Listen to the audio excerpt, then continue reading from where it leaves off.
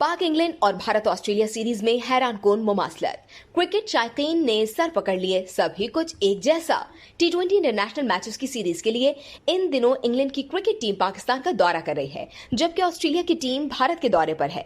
England की cricket team Pakistan में 7 टी20 और ऑस्ट्रेलिया की टीम भारत में 3 मैचेस खेलेगी। अब तक खेले गए मैचेस के नताइज और दीगर मामलात में मुमासलत सामने आई है, जो लोगों के लिए हैरानी का बाइस बन रही है।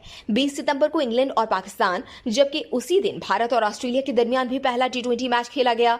उन दोनों मैचेस में मेजबान टीम ने पहले बैटिंग की और दोनों ही टीमों को मैचेस में शिकस्त हुई। इन मैचेस में एक और मुश्तरका बात यह भी थी कि मेहमान टीमों ने 19.2 ओवर्स में हदफ हासिल करके अपने अपने मैचेस जीते। सीरीज के दूसरे मैचेस में मेहमान टीमों यानी इंग्लैंड ने पाकिस्तान के खिलाफ और ऑस्ट्रेलिया ने भारत के खिलाफ पहले बैटिंग की।